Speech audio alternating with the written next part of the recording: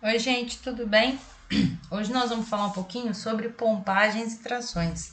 Lembrando que pompagem é uma técnica em que a gente vai utilizar a manipulação do tecido conjuntivo, ou seja, da face neuromuscular, em associação ao tecido muscular, e tração, nós vamos associar os movimentos e manipulações desse tecido conjuntivo, desse tecido muscular, ao afastamento de duas extremidades articulares, não é? Causando assim um aumento do espaço interarticular. Mas vocês vão entender. Pessoal, pompagem trata-se de componentes de abordagem direta do tecido conjuntivo, e isso envolve liberação do tecido muscular por aplicação de pressão sustentada sobre o tecido conjuntivo, enquanto a gente pode ou não associar micromovimentos, normalmente movimentos executados com a caixa torácica, ou seja, os movimentos respiratórios. Classicamente, os nossos osteopatas e médicos que tratam de normalizar uma relação entre peças ósseas, eles utilizavam esse tipo de manobra com o intuito apenas de relaxar esse tecido muscular, não é, em torno das articulações as quais eles queriam manipular ou mobilizar. Porque quando havia um relaxamento das estruturas musculares, consequentemente a mobilização e manipulação articular ela se tornava mais fácil, não é? Menos indolor e com mais propriedades benéficas para o paciente. Essas técnicas de manipulação direta do tecido conjuntivo estimulam o tecido muscular a ter um relaxamento das suas fibras. Quando está associado a pequenos movimentos respiratórios, facilita o deslizamento da face superficial de algumas fáscias mais profundas, de maneira a usar uma pressão mantida pela mão do terapeuta, né? E com isso conseguir mobilizar e manipular de forma mais adequada essas estruturas miofaciais. Para o terapeuta manual Marcel Bienfatti, ele utilizou esse procedimento, né, ou seja, ele recuperou essa forma de manipulação para ser utilizada na fisioterapia e ele sistematizou essa forma de aplicação, não é? E classificou essas técnicas em diferentes manobras e até outras manobras que não eram tão utilizadas e sabendo-se que essa técnica ela era apenas transmitida de geração para geração entre os profissionais osteopatas especificamente, não é? O termo pompagem, ele passou do inglês para o francês, para o português, sem nenhuma tentativa de tradução durante essas passagens. E aí a gente associa isso a um gesto de bombeamento, de manipulação. Pompagem nada mais nada menos do que consiste em uma técnica manual que ela é direcionada para o tecido miofacial, músculos e fáscias, e que com a presença de tensão ou de compressão mantida consegue-se liberar restrições nos tecidos moles, restrições aos movimentos ativos e até passivos. É uma mobilização facial que melhora a oxigenação e circulação sanguínea local, ajudando a reduzir dor e até processos degenerativos articulares podem ser tratados dessa forma. Essa é uma técnica que ela é realizada com um movimento de tensionamento do segmento, em que o terapeuta alonga lentamente as estruturas, você vai fazer o afastamento da origem da inserção dos grupos musculares aos quais você vai pompar, até o limite máximo da elasticidade desse músculo e vai manter uma pressão sustentada, não é? Por um tempo que varia de 15 até 20 segundos. A gente vai conseguir manipular os planos de fáscias musculares. Lembrando que as fáscias elas têm mais ou menos 3 camadas de profundidade distintas, como por exemplo, o plano superficial da face profunda, o plano médio facial e o plano profundo, né? Como já foi discutido antes na nossa aula de massagem do tecido conjuntivo, a gente sabe que a fáscia, ela envolve cada célula muscular, quando a gente chama de endomísio, cada fascículo de célula muscular, o perimísio, e cada músculo, quando ela é chamada de epimísio, não é? Essas bainhas de fáscia formam as paredes que nós chamamos até de septo entre os músculos e dentro deles. Esses septos, eles determinam em grande parte como é que os terapeutas podem alinhar-se com eficácia para a aplicação desses toques diretos e profundos no tecido conjuntivo. É importante a gente lembrar que os retináculos, em especial o retináculo extensor do tornozelo, o retináculo extensor e flexor, extensor do punho, o túnel carpal, por exemplo, bem como ligamentos, tendões, bainhas tendinosas, junto com endomísio, perimísio e epimísio, são estruturas contínuas do tecido conjuntivo. A gente, como fisioterapeuta, e quando for utilizar as técnicas manuais, vamos enfocar os envoltórios faciais dos tecidos moles, com utilização de toque direto, profundo do tecido conjuntivo, né, com estabelecimento de orientação em relação à miofáscia. Orientação essa que vai seguir o mesmo tracejado das linhas das fibras musculares. Não é? Aplicando assim uma tensão associada ao movimento de afastamento de origem e inserção desses músculos. Quando a gente consegue relaxar manualmente esse músculo ou grupo muscular ao qual você vai aplicar esse processo de pompagem, não é? A gente observa que esse músculo ele permanece envolto em tecido conjuntivo, portanto vai haver um relaxamento maior.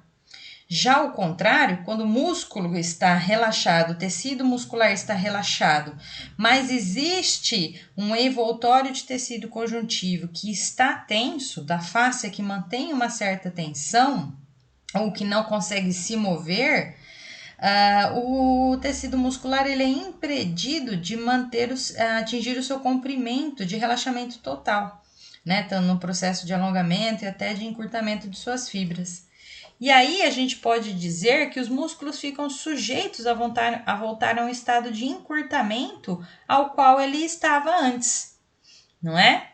Todas essas técnicas de pompagem que a gente vai falar agora são técnicas diretas de manipulação do tecido conjuntivo, com variações de alguns toques básicos que a gente aprendeu lá na primeira aula de massoterapia, em que a gente vai combinar pressão sustentada em uma direção precisa, micromovimentos realizados pelo paciente, em especial movimentos da caixa torácica expiratórios, tudo bem?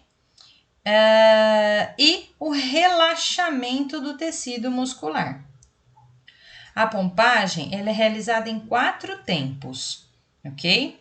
Esses 4 tempos, eles obrigatoriamente trabalham com alguns movimentos pré-estabelecidos, tudo bem? Nós vamos trabalhar com os movimentos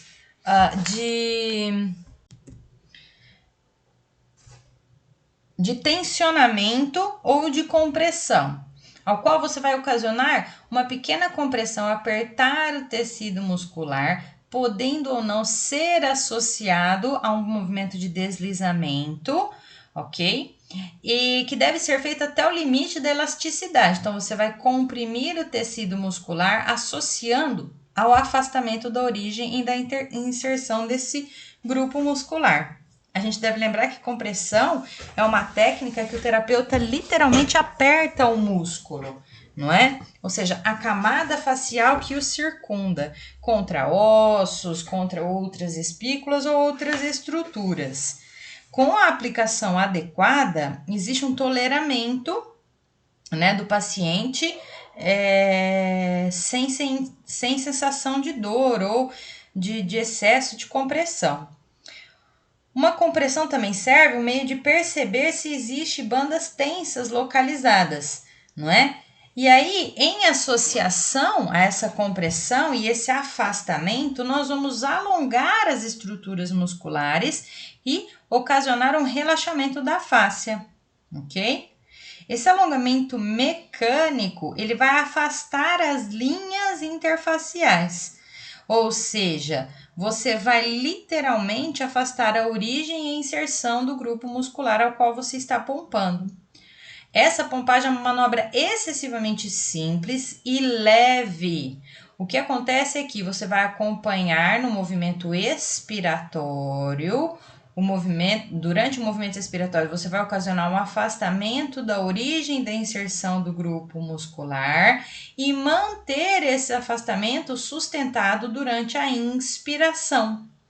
Você pode manter um afastamento ainda maior num próximo movimento expiratório, porém na inspiração deve-se manter esse afastamento com um movimento de tensionamento, manutenção do tensionamento, que será maior ou menor de acordo com o objetivo ao qual você procura. Tecidos muito encurtados, obrigatoriamente o tensionamento deve ser maior, associado ao maior tempo de sustentação. Tecidos com pouco encurtamento, obrigatoriamente não existe essa necessidade de manutenção de tempo maior. Essa pressão sustentada, ela segue uma linha de contato composta de duas direções de forças com finalidades que são obviamente distintas.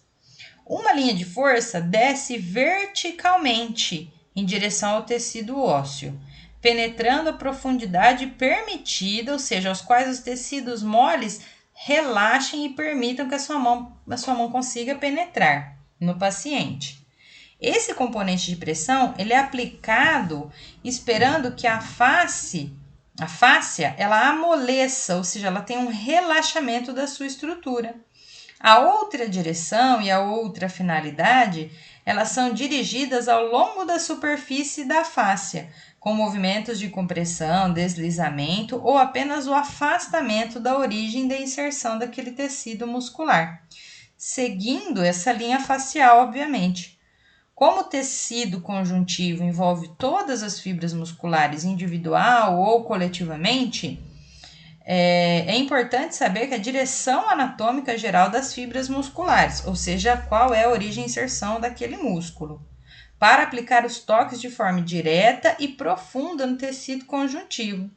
A orientação anatômica dessas fibras musculares é que vai dar a direção para o movimento de alongamento, não é, do tecido muscular, bem como o movimento ao qual a gente quer que essa fáscia seja mobilizada. Essa direção real de pressão varia de profundidade de uma fáscia para outra, qual músculo você quer manipular. Músculos mais profundos, pressão maior. Músculos mais superficiais, pressão menor. Tudo bem? Parece simples, eu sei, mas a direção da pressão resultante ela é determinada em grande parte pela direção em que o tecido conjuntivo se move com maior facilidade. A profundidade do nosso toque ela é determinada pelo ângulo de inclinação que o terapeuta vai exercer sobre o tecido muscular e pela resistência que esse tecido vai nos dar. Esse retorno que a gente está falando, ele não envolve esforço muscular, ele é indolor e você vai devolver a posição inicial, você vai soltar essas duas extremidades que você está mantendo afastada, porém de forma lenta e gradual, para que não ocorra uma estimulação, por exemplo, do OTG, que vai ocasionar uma contração do tecido muscular. Lembrando que eu quero manter esse afastamento, né? Esse estado de relaxamento também inclui a gente lembrar de continuar a respirar, tanto o terapeuta quanto o paciente. Então, a hora que você for soltar a extremidade, a gente tem que pedir para que o paciente mantenha uma respiração harmônica, não é? E também vai relaxando a estrutura dentro dos movimentos respiratórios. Tudo bem? Essa manobra pode ser repetida de 5 até 10 vezes em cada grupo muscular. Porém, não se recomenda a utilização da manipulação da fáscia dessa forma em mais de 3 grupos musculares por sessão, porque nós vamos estressar muitos receptores os mecanorreceptores, e com isso o sistema nervoso central vai ter uma informação muito desigual. Não vai ocorrer um relaxamento daquela estrutura e pode ser, não é uma afirmação, que aquele local sofre processos espasmódicos e com aumento da dor local. Tudo bem? E aí, pessoal, a gente entra com essa mobilização. Quando a gente inicia um processo de pompagem, posicionar o paciente já entra como forma de o pompar. Então, você vai posicionar a região lombar, você vai posicionar a região cervical, executando movimentos de bombeamento em que você vai tentar corrigir todas as expressões de aumento ou diminuição de angulação, em especial da coluna, né, tentando encostar as estruturas que deveriam encostar na maca ou no solo, com movimentos de bombeamento e afastamento da origem da inserção do tecido muscular associado à compressão da fáscia. Observa que para uma pompagem global, uma vez que a coluna lombar, coluna dorsal estejam bem posicionadas no paciente esteja em decúbito dorsal, você pode iniciar com o movimento de manipulação da região cérvico-craniana. Então, observe as linhas de tração, não é? A curvatura está dentro do padrão de normalidade. Então, o que você vai fazer com as suas mãos espalmadas na cabeça do seu cliente, do seu paciente? Puxar na direção cefálica, ou seja, puxar um pouquinho para cima, de forma lenta e associada aos movimentos expiratórios. Quando a gente libera toda a região cervical, nós já vamos imediatamente descer para as estruturas mais abaixo, causando um movimento de pompagem na região dorsal ou torácica. Nessa pompagem da região dorsal, observe que o movimento ainda é cefálico, ou seja, ainda é ascendente, ao qual nós vamos com uma das mãos manter o contato da cervical da cabeça, porém de forma passiva. O seu paciente vai literalmente soltar a cabeça na sua mão, você vai fazer uma pequena elevação para que as mãos do terapeuta consigam tocar a região miotendinosa, ou seja, a fáscia neuromuscular da região torácica, o mais para baixo possível, ao invés de tocar apenas a primeira, segunda vértebra torácica ou vértebra dorsal. Tudo bem? E executando movimentos de compressão e movimentos ascendentes, literalmente para cima dessa estrutura. Né? Então, observa que aqui, ó, nós estamos tendo, ó, a pessoa conseguiu colocar a mão mais ou menos próximo de T4, T5 na cliente, e olha como ele está fazendo um movimento de arraste associado à compressão, em que o terapeuta está trazendo essas estruturas para cima.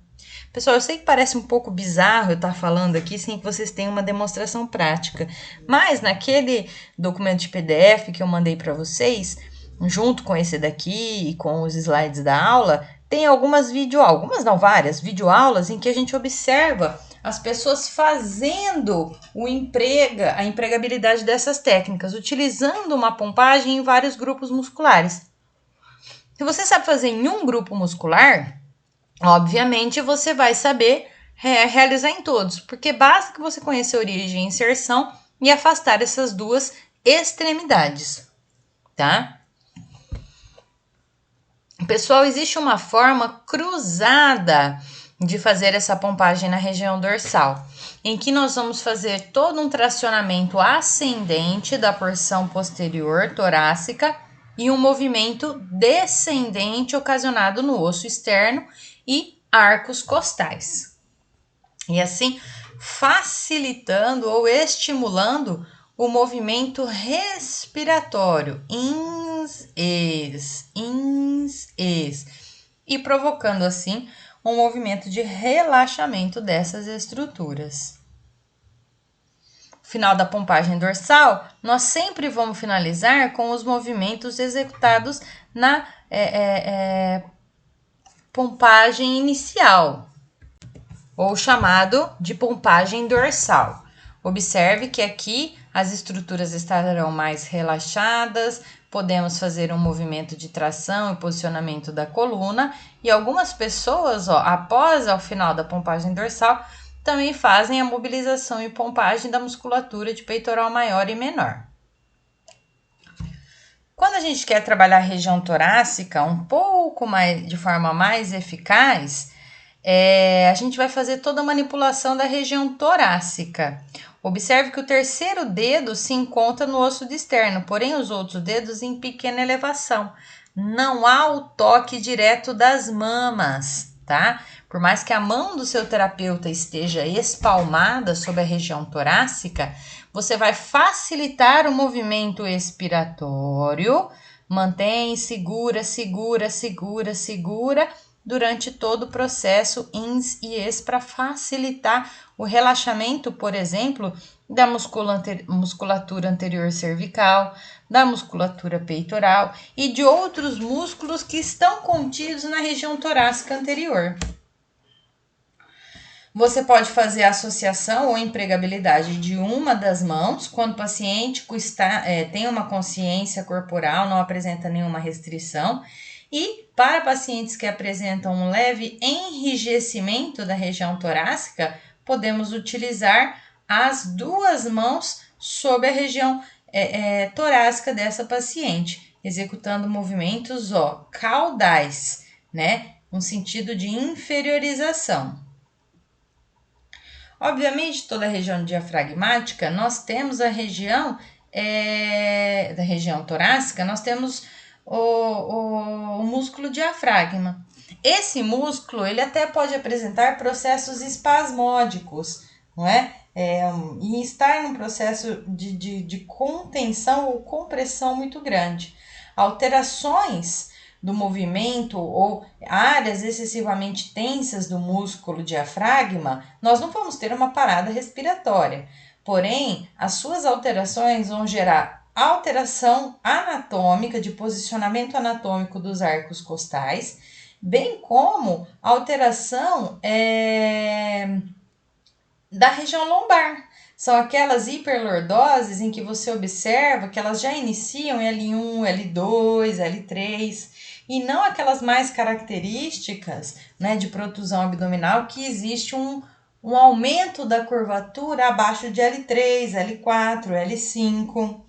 Tudo bem?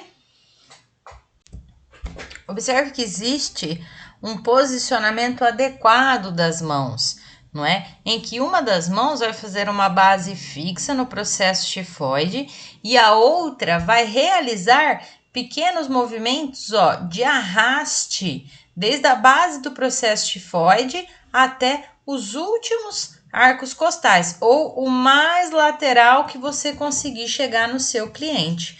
Lembrando que esse é um movimento em que você vai fazer, compressão, aperta para baixo e desliza inferior. Essa mão de fixação fica o tempo todo parada, fixando literalmente o processo xifoide do externo.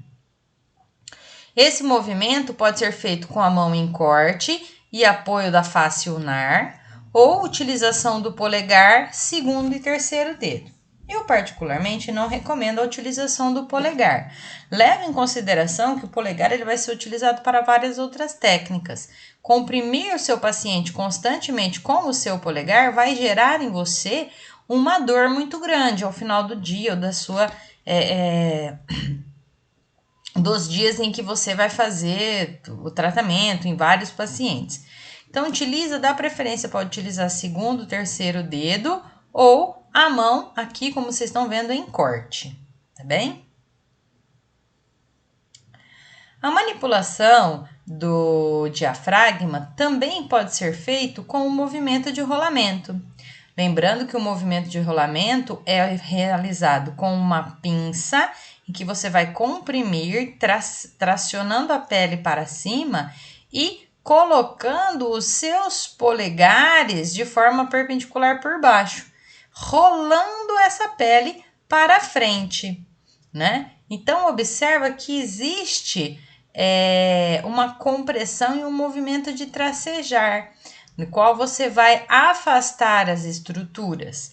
O movimento de rolamento, ele trabalha fáscias ou regiões mais superficiais, não é? E aí, você pode utilizar os movimentos de compressão ou tracejado transversal da fibra muscular, se desejar, após esse movimento de rolamento. Não é? Olha aqui o movimento de rolamento realizado também, não é? Em que você faz a pinça e rola a pele. E aí a gente pode partir para as outras estruturas, como por exemplo, os músculos específicos da região cervical. O primeiro deles, e muito utilizado, é a pompagem do esternocleidomastoide, ou do ECOM.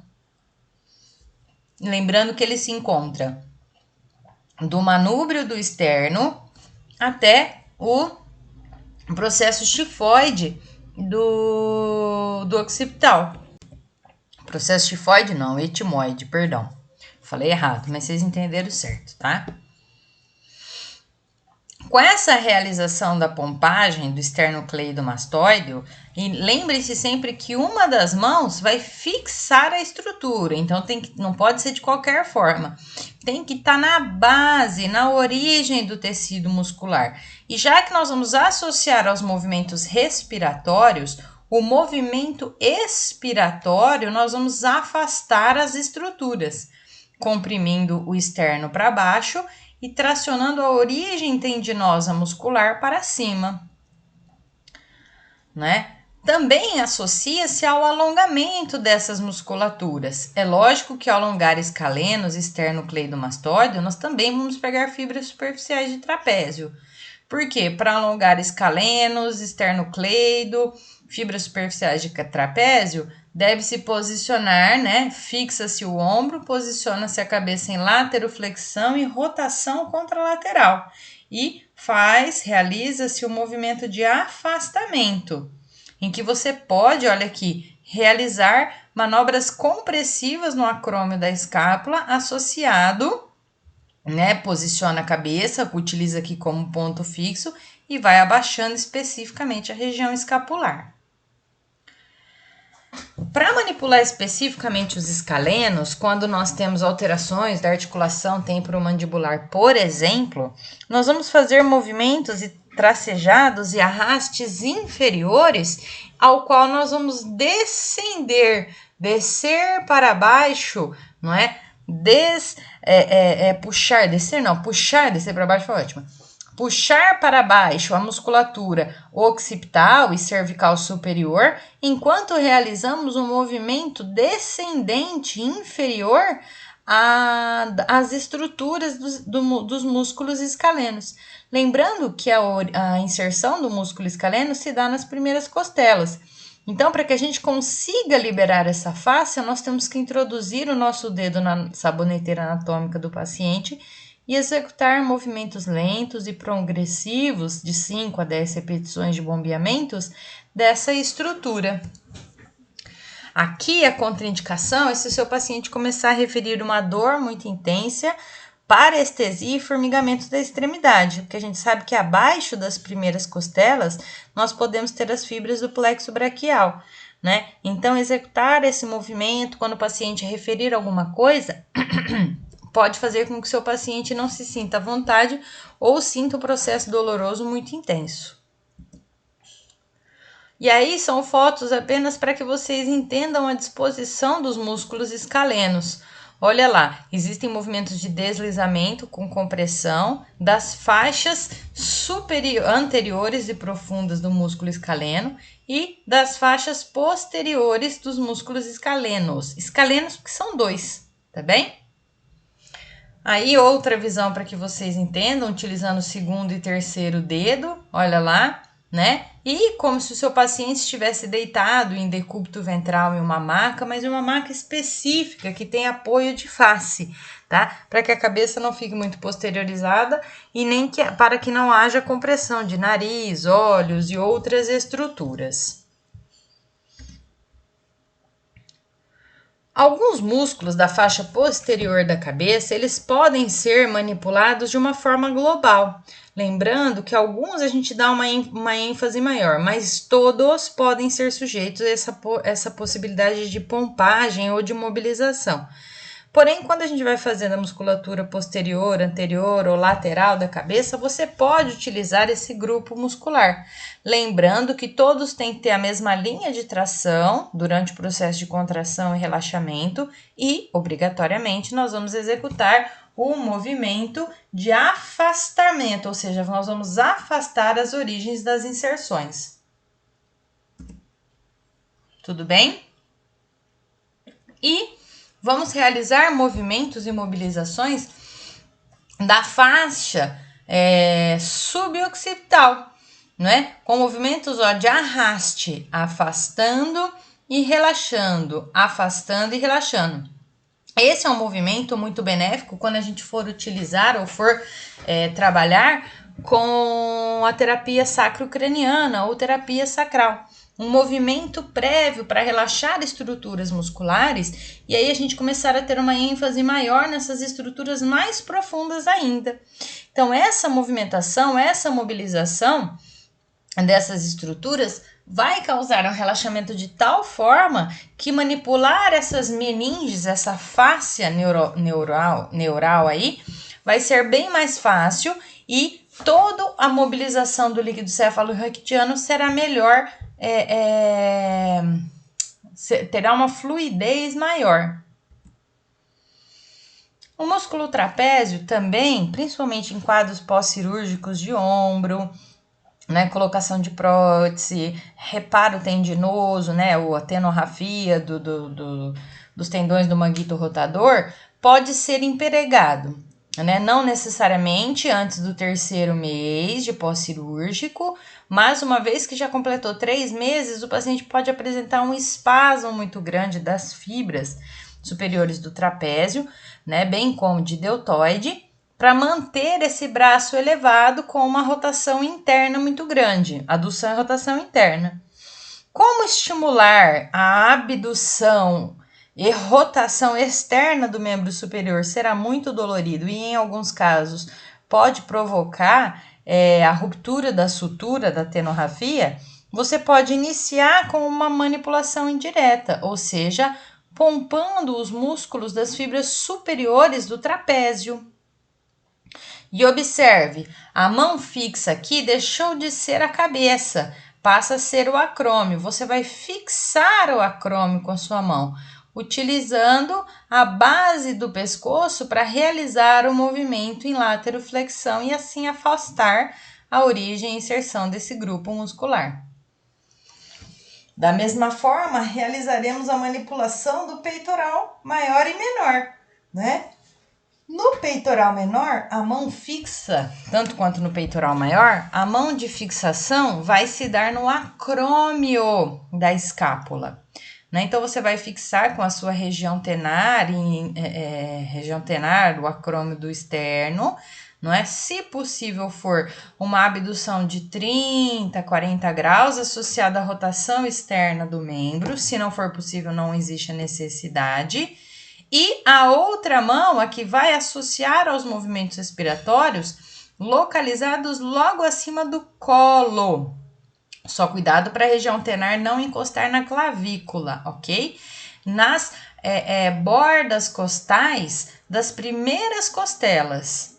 E vamos realizar o movimento de afastamento da origem da inserção, associado ao movimento expiratório.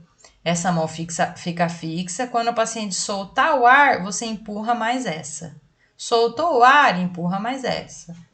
Soltou o ar, mais uma vez empurra essa. E aí vai haver um relaxamento das estruturas e um redirecionamento dessa fáscia neuromuscular.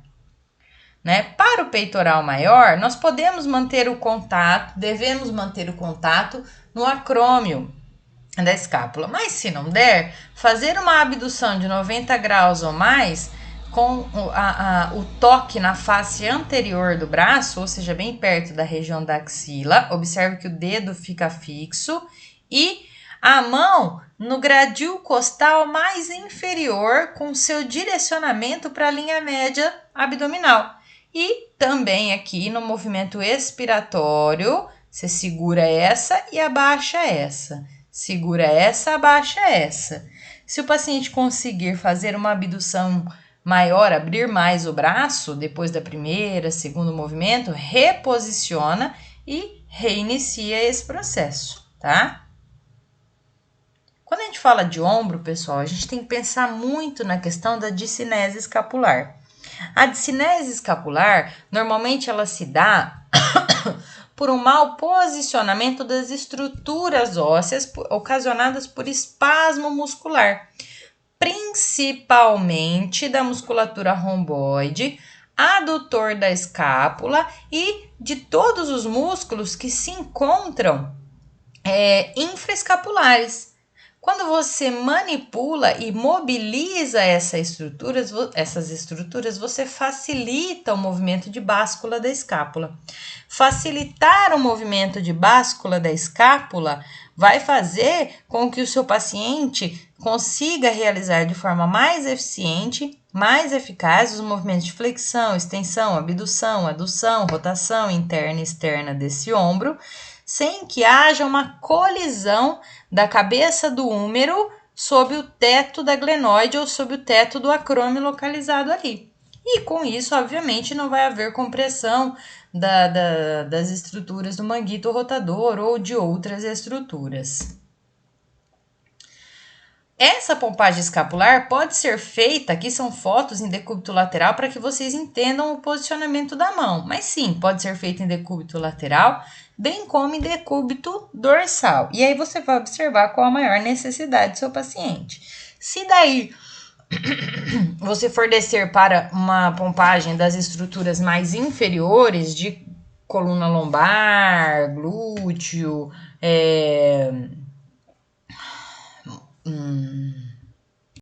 tensor da face lata, quadrado lombar, você pode pedir para o seu paciente deitar em decúbito lateral, que já vai facilitar. Porém, se você for se prender apenas à região cervical e membros superiores, o ideal é realizá-la em decúbito dorsal. Na pompagem escapular, com as mãos sobre a borda medial e ângulo inferior da escápula, nós vamos executar este movimento de abaixamento, esse movimento de inferiorização da escápula, puxa lá para baixo. E pode ou não estar associado a um realinhamento do posicionamento ideal, em abdução, em afastamento ou adução, que é a aproximação das duas escápulas.